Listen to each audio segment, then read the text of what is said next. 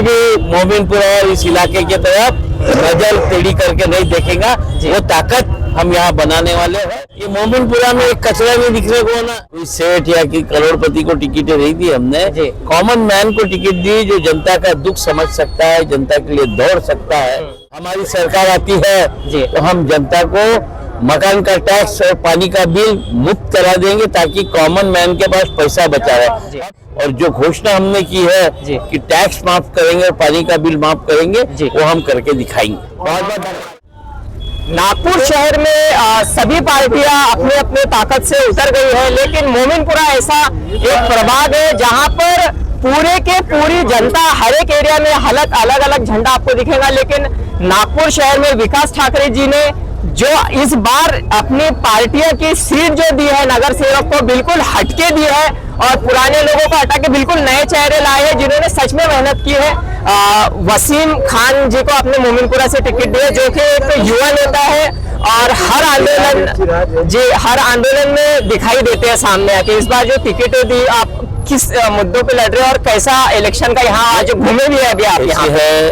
इस प्रभाग क्रमांक 8 मोमिनपुरा में जी वसीम भाई, सिराज भाई और हमारे जो दो महिला प्रत्याशी है जी, वो सब कर्मठ कार्यकर्ता है जी, आंदोलनकारी है, जनता की नब्ज जानने वाले। ये चुनाव क्या होता है, ये महानगर पालिका का चुनाव जी रोजमर्रा की जिंदगी में जनता को जो मूलभूत सुविधाएं रहती है उसके लिए होता है जी। फिर इंसान कैसे होना, लोगों के लिए दौड़ने वाला, एटीट्यूड नहीं दिखाने वाला उम्मीदवार होना, लोगों के सहजता से फोन उठाने वाला, उसको लोगों की तकलीफ समझे ऐसी उम्मीदवार होना। और मैंने इन लोगों को सालों साल से देख रहा हूँ जी, आंदोलनकारी लोग हैं, जनता के लिए दौड़ने वाले लोग हैं।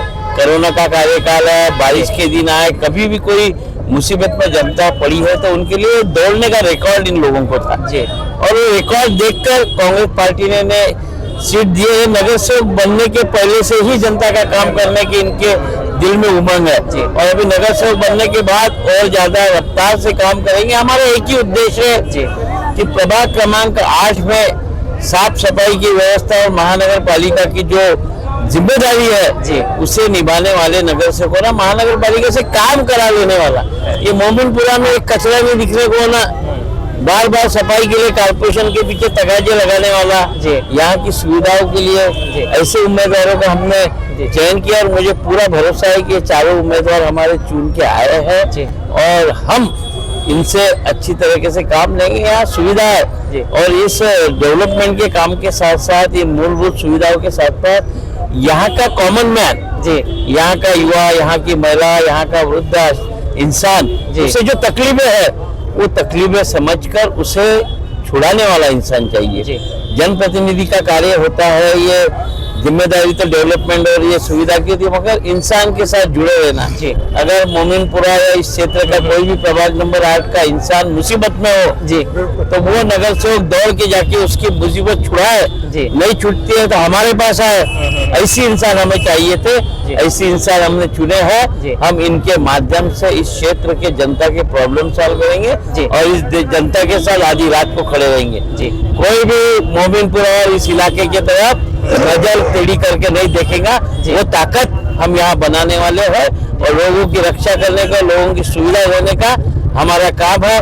यहाँ के बच्चे, यहाँ के युवा है, जो भी समस्याओं से जूझते हैं वो समस्या छुड़ाने के लिए हमारे प्रत्याशी सक्षम है, यही बताने आज मैं यहाँ आया। विकास ठाकरे जी, एक्चुअली क्या हुआ था, इस बार जो टिकटें दी गई है आपके लोग एक साथ जुड़ गए हैं। जहां पर भी मैं इंटरव्यू ले रहा हूँ, कांग्रेस सच में एक हटके परफॉर्मेंस दे रही है। जो लोगों को टिकटें मिली तो कुछ नाराज थे, लेकिन इस बार ऐसा क्या हुआ कि आपने सबको एक साथ कैसे जोड़ लिया? ऐसा है कि हमने जो भी 151 टिकटें दी ना जो जनता के लिए दौड़ने वाला, आपने देखा होगा महानगर पालिका का चुनाव 9 साल के बाद पिछले 4 साल जब नगर सेवक नहीं था, जो वर्तमान नगर सेवक थे वो घर में छुप गए थे। ऐसी वक्त जो लोगों ने जनता की सेवा की, महानगर पालिका के प्रॉब्लम थे, कोरोना काल में था, बारिश के दिन थे, ऐसी वक्त जनता के लिए जो दौड़े हुए लोग हैं और जनता के पसंद के उम्मीदवार दिए हमने। कोई सेठ या कि करोड़पति को टिकटें नहीं दी हमने, कॉमन मैन को टिकट दी जो जनता का दुख समझ सकता है, जनता के लिए दौड़ सकता है।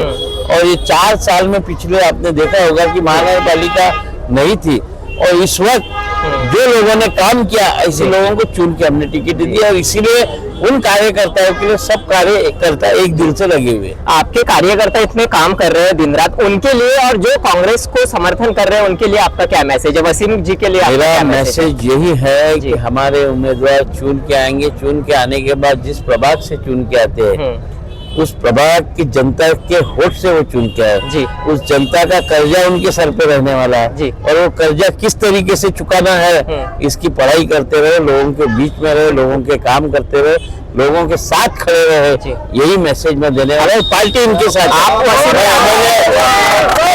करके इनके साथ हूँ, पार्टी का प्रेसिडेंट करके मैं इनके साथ। आखिरी सवाल लूंगा आपसे, अगर आपकी पार्टी सभी चुन के आई, जैसे 100 आपने टारगेट रखा है इस बार का, सबसे पहले किस मुद्दे पर 3-4 मुद्दे आप हमारी पार्टी अगर चुन के आती है, हमारा महापौर बैठता है तो सबसे पहले नागपुर शहर की जनता का जो जेब से पैसे जाते हैं, जो मेहनत करके जनता पैसा कमाती है और उसकी बंदरबाट होती है, मकान का टैक्स बढ़ा हुआ है, पानी का बिल बढ़ा हुआ है, हर दिन आंदोलन कांग्रेस ले जा रही है जिसमें वसीम जी मकान का टैक्स, पानी का बिल हमने हमारे घोषणा पत्र में बताया है कि जनता को फ्री देंगे। हम हमारी सरकार आती है तो हम जनता को मकान का टैक्स और पानी का बिल मुफ्त करा देंगे ताकि कॉमन मैन के पास पैसा बचा रहे। अब ये बोलेंगे तुम कैसा करोगे?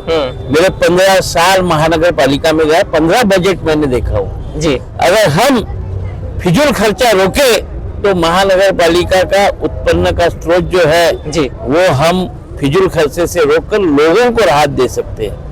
हम फिजूल खर्चा रोककर महानगर पालिका के बजट में कॉमन मैन को राहत देने का प्रोग्राम बनाएंगे और जो घोषणा हमने की है कि टैक्स माफ करेंगे और पानी का बिल माफ करेंगे वो हम करके दिखाएंगे। बहुत बहुत धन्यवाद।